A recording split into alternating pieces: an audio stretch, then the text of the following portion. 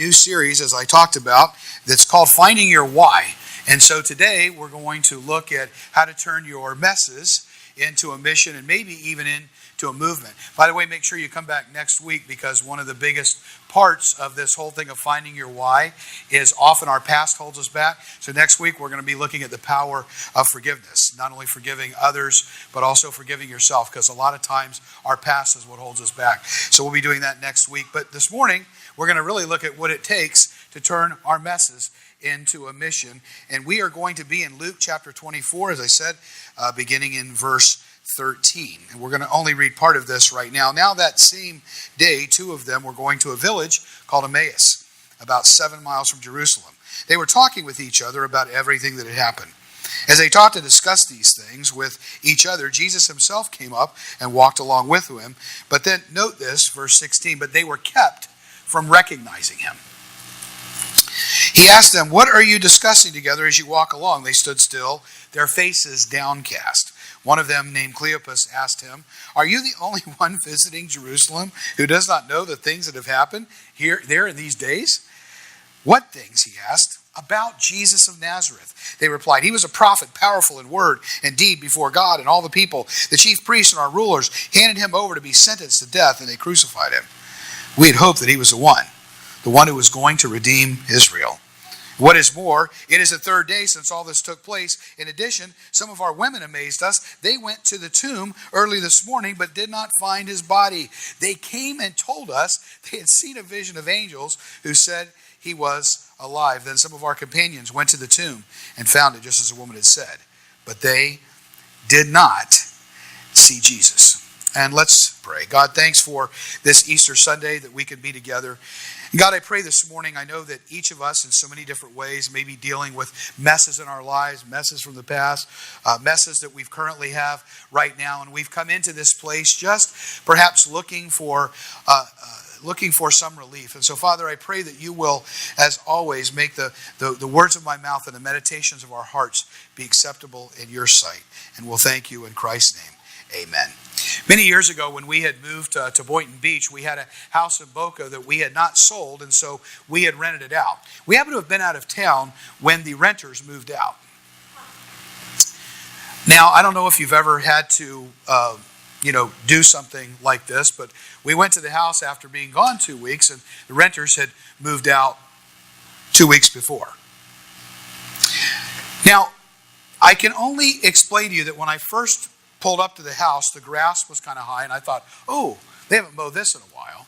And as I opened the door, there was the most pungent odor that I have ever smelled in my life. I thought something, or worse, someone had died in the house. I went in, and it was just, it's one of these things where your stomach starts retching, and you're putting your shirt over, you're trying to get in there looking to try to figure out what was going on. And there it was, the refrigerator door partially left open because the power had been shut off, and it was rotting meat. And I don't want to tell you what was growing and or crawling. You all got the picture now that this was gross. It was disgusting. I hope you ate already, because it's it was disgusting. And the smell, it took weeks to get it out. These people had made a big mess right in the middle of our house. And we had to clean it up.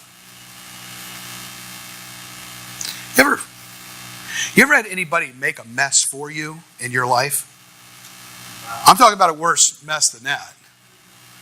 I'm talking about maybe a relationship mess, or a financial mess, or maybe somebody's stolen from you, or somebody that you trusted betrayed you, you think about the mess that somebody did something to you, and they left worse than maybe a physical mess, a psychological mess, an emotional mess that you're having to deal with. We have messes in our lives that a lot of times are foisted upon us by other people. You may even, because of your childhood, your parents may have made you a mess.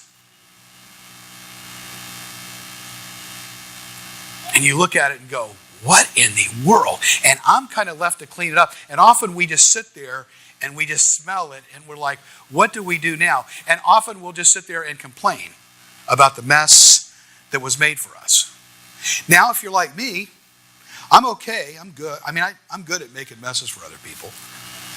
But you know who I'm really good at making messes for? Me. How many of you ever make your own mess? And now, you like to blame other people, right? It's good if you can find a kind of find a scapegoat to put the blame off on. And that's, by the way, that's been going on since the Garden of Eden, so it's nothing new. But often we not only have messes that are created for us in our lives, but we wind up creating our own messes because of the choices that we make. Now, yes, we blame other people, yes, but we're still, regardless, we're in a mess. And we suddenly begin to think there's no way out of this, and so we just kind of exist. We give up. We think that nobody loves me. If anybody really knows the real me or knows this or knows that, they're not going to love me anymore. And so we just continue to try to exist and live in the stink. We live in the mess.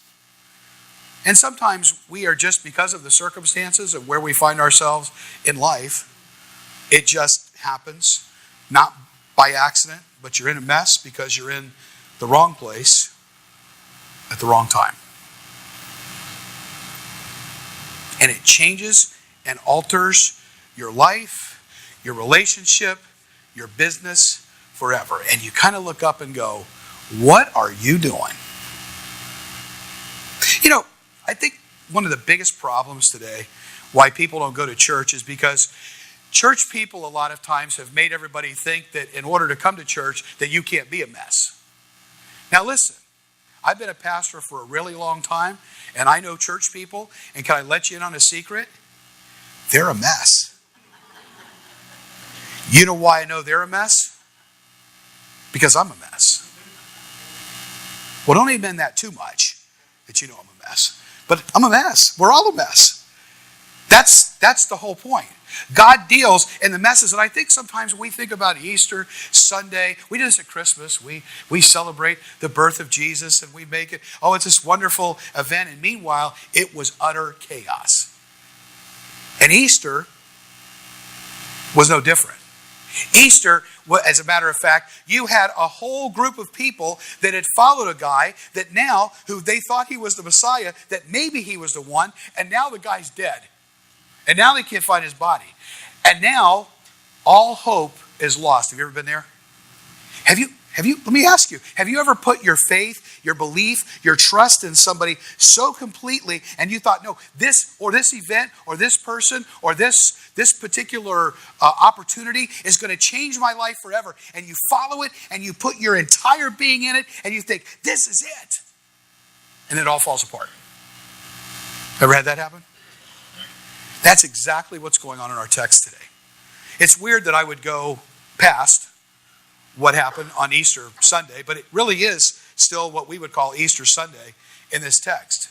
It's interesting what has happened because you saw the story. There's two guys. We only have one of them by the name of Cleopas that we know that's one of their names. And they're walking along this 7-mile trek to Emmaus. And as you saw the story, they're walking along and they're talking. We do this, don't we? When something bad has happened, when something has fallen apart, when our world is shaken up, when the mess takes place, the first thing we try to do is we start to process it and talk through it. Now, I would assume that if it were modern, they'd probably get on Twitter and rant about it, or they'd probably get on Facebook and say something about it. But as it was, there are two guys that were walking to go to Emmaus, and they're processing this. They're both down. I can imagine even the conversation. Thought he was the one. I can't believe he's dead. And now his body's gone. And they had literally left some of the other disciples that they had just been with. And so they're walking along, and as was normal, other people would walk up, and so Jesus walks up. But I pointed out that I wanted you to just stop because it says there they were kept from recognizing him. God kept them from seeing him. And there's a reason for that. Sometimes when we're in the middle of a mess, we don't always see God. Sometimes he's preventing us from seeing what he's doing for whatever the reason. And so here they are, they're walking along, and Jesus kind of walks up and says, hey, guys, what y'all talking about? Y'all are in a deep conversation. Do you mind? It's almost like Jesus butts in the conversation. I mean, honestly, he does. You ever had that happen in the middle of a deep conversation? Somebody butts in. You want to look at him and go, what is it with you? So I'm assuming that it looks to us like he butted in, but he probably didn't. And they kind of welcomed him in the conversation. And then he's like, hey, we guys are in deep thought, deep discussion. What are you talking about?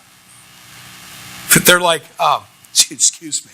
Are you like the only guy in town that hasn't heard what's going on? I mean, it's almost like, hey, dude, we don't know who you are, but are you living under a rock? Typical Jesus. No, I don't know what's going on. And so they start through the whole thing. They talk about how this guy Jesus was the one that they thought was going to be the Messiah. And they went through how he had all of these false and set up trials by not only the Jewish Sanhedrin, but also the Romans. And how ultimately he had been sentenced to death because they wanted to get rid of him, which was death on a cross, which was execution. It was death by asphyxiation, the worst form of punishment for the lowest form of criminal. They were crucified. And literally, it wasn't because of the blood loss, but they'd have to pull up to breathe, and they would have to let back down, and that's why they would come by and break their legs. And that's why when they came by to break Jesus' legs, they found out he was already dead. They stabbed him, and the blood and the water came out, and they were like, okay, he's gone. Can you imagine the disciples? These guys had been around there somewhere. Imagine the 12, now there was 11 that followed him. They slept where he slept. They ate where he ate. They watched him raise people from the dead. They watched him heal people. They watched him challenge the religious leaders. And he told them, come follow me. I'm going to make you fishers of men. And now he's gone. And they saw it. They stabbed his side. His heart ruptured. He's dead. And they had put everything into following him. Now, those who followed him, their lives may be threatened. And so they're telling Jesus this whole thing.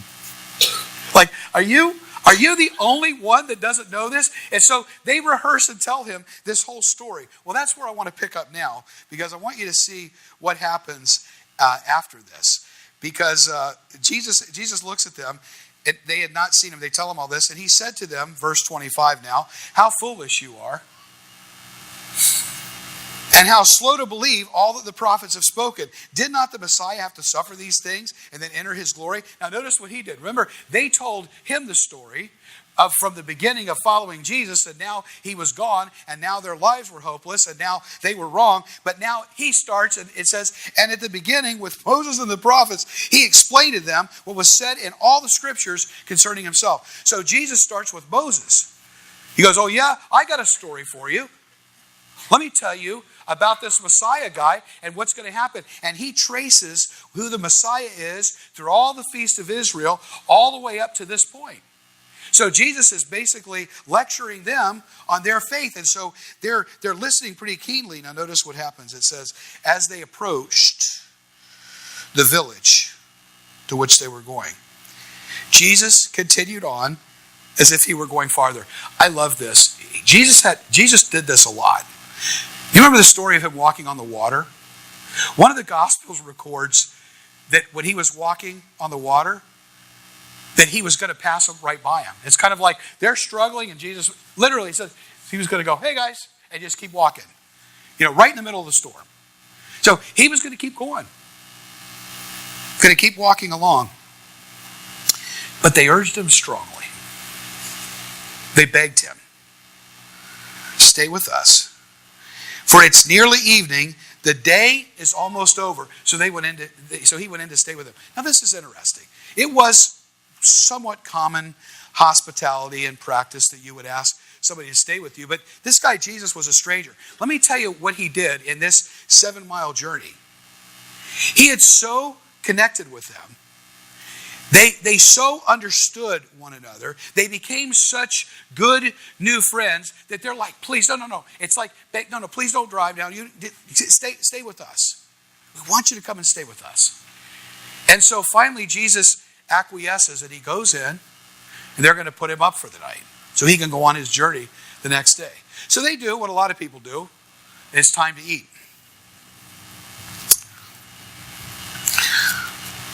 Here it is. When he was at the table with them, he took bread, gave thanks, broke it, and began to give it to them. And it was at that moment, look at this, their eyes were opened, and they, there's the word, recognized him. Remember, they were kept from recognizing him. Now, they recognize him. Their eyes were open, and then as soon as they did it, he disappeared from their sight, just like that. And why did Jesus do that then? You remember the last act with the disciples in the upper room? He broke the bread, and he said to them, and often, what do we often do here when we celebrate communion? This is my body, which is broken for you. This do in remembrance of me. In different places, it's called the Eucharist. What it is that it's the presence of Christ. And as soon at that moment, they realized, wait a minute, this guy is somebody special. Hold on a second, it's him. Now notice, and then he's gone. I love these post-resurrection. He's like, okay, I'm gone. Adios, see ya. He's out. No explanation, no nothing. Later on, he reappears to them, to more of the disciples in a little bit, but we're not even going to get to that in this story. You can read the rest of it later. Then notice they looked at each other and they're like, wow. Were not our hearts, listen to this, were not our hearts burning within us while he talked with us on the road and opened the scriptures to us? There was a dialogue going on between Jesus and these people that were depressed, that were broken, that were hopeless, and they said there was something different about this conversation. Now notice what happens. It says they got up, they returned once to Jerusalem, they found the 11. So now notice this. They had gone 7 miles. It was dark. They got so excited that they got up in the dark. Now, there's no street lights. Okay? It's not like paved roads. And they go back to the 11 disciples. And they said to them, it's true. You're right. The Lord is risen, and he really did appear to Simon. You know what that means? They were saying, yeah, he's been appeared. Appeared? No, he didn't appear. But he's appeared to Simon. And then it says, then the two told him what happened on the way and how Jesus was recognized by them when he broke the bread. Why do you think he did that? Because those guys were not in the upper room with Jesus when he broke the bread. He had said, this do in remembrance of me. And now they said, by the way, let me tell you when we recognized him. We recognized him when he broke the bread, and the disciples went, that's him. That's him. Hopeless. Hopelessness turned to hope in 7 miles. Life had fallen apart. Things were messy politically, socially, religiously. The bottom had fallen out for these people. They thought that they had lost everything. They thought he was the one. They really had believed that, and now all of a sudden their hopes were dashed. And in the middle of that, guess what he did? He came to them right in the middle of the mess. But they didn't see it. You know what? I don't know whether you do this, but sometimes there's a mess that's been thrown on me because of life. Sometimes a mess that I make. And sometimes, I got to admit, even as a pastor, I ask the question, God, where are you at? If people of faith are really honest with you, if anybody ever says to you, you shouldn't question God, they'll lie about other things to you too. Because we all do. I do. There are times when I have sat there and I've gone, God, where are you at? I don't see you. I can't figure this out. This is a mess that I'm like, how come, what are you doing? Like, why don't you do something? You ever been there? What? Do something. And here's the thing that is so hard to grasp that we learn from this. He is already in the mess. We just haven't recognized it yet. He's already right there in the middle of the mess. We just don't know it. We can't figure it out. And the thing is that because we're trying to make sense of it. And you know what the lesson in this story is? Is whatever the mess is. And I'm going to use a different word. Only Jesus can make sense out of the struggle that you're dealing with. You know, I try to make sense of my struggles. Sometimes, try to figure them out. I do what these guys are doing, talk to people. Maybe I start venting. I talk to other people, trying to figure it out, trying to make sense of it. I read, I study, I research. I do all of these things. And still, no matter what, at times it looks like I just cannot make sense of it. And sometimes we don't make sense of it until after it's over. How many of you have ever had that happen? And then you look back and you go, oh, I get it, because hindsight is 20/20. We look back and we go, oh. We have a thing in our family we talk about when something happens that we can't figure out. It's like, what did God wind up protecting us from at that moment? Because we don't know. I don't know what your mess is today. I don't know whether you're dealing with a loved one that's ill. Maybe you've had a bad diagnosis even this week. Maybe your spouse has told you, hey, I'm gone. This is it. We're finished. Maybe your kids have gone off the rails. Maybe your finances have tanked. Maybe you've lost a job. There's a big mess and you're like, God, what is going on? And you're trying to make sense of it. Here's the thing. The thing is that He is walking with you through the struggle, even though you don't know it right now. And here's all that He asks you to do. You understand what they were doing? They continued to walk forward together to their destination while they were trying to make sense of the struggle. And you know what happens to us when the struggle happens? We stop. We freeze and we go, that's it. I'm not moving anymore. I'm finished. I quit. I'm done. These guys are walking back home and they're making sense of this. And Jesus comes to them in the middle of the struggle and He's walking with them and they're talking and they're processing and they're doing all of this. And they finally get to their destination. And by the way, He goes, hello again, it's me. And then poof, He's gone. And then they go, oh, now we get it. But you know what they did? They realized that as they continue to walk and they continue to talk and they continue to wrestle and they continue to struggle and they continue to be hopeless and they continue to keep on moving but couldn't figure it out, in that very moment at the end they went, oh, He was there the whole time. I got a word for you today. Don't quit. If your faith is shaken, keep walking. If the relationship is shaken, keep walking. If you're having trouble with a job, keep walking. If you can't find the job, keep walking. If something doesn't make sense, keep walking, keep moving, because I think what you're going to find at some place, maybe not now, but sometimes in the end, that you're going to recognize that He was there all along. Sometimes we want to see it like this, though. I can't tell you how many times as I have been with people through so many things. It's so difficult to make sense. And sometimes I've looked at people and I thought, man, you must feel like God's trying to kill you and He keeps missing. Because they have so much stuff, so overwhelmed. But then years later, they all of a sudden make sense of whatever that struggle is. And you know what they do? You've seen it happen. You've seen it happen around you. The woman whose daughter was killed by the drunk driver. You say, well, how do you make sense of that? Well, you don't. But she said, I got to do something. And so what did she do?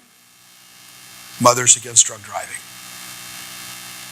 I think people my friends who lost their son to suicide, who said, and you think about that. And those of you that have struggled with that, they're like, we don't know what to do. So you know what they did? They established the Florida Initiative for suicide prevention. And some of us are going to be participating in their walk in May. Messes can get turned into a mission and sometimes a movement only when you keep stepping. Only when you keep going through the struggle. Because at some point, he's going to make sense of the struggle. I've said it so often. Listen, when people come up to you and say stupid things like, oh, well, there's a purpose in your pain. Look at them theologically and go, to them. I hate people that do that. They start preaching to you. Or they give you a meme. Or they send you a little quote. Or they give you a little book. And you want to punch them in the face. In Christian love.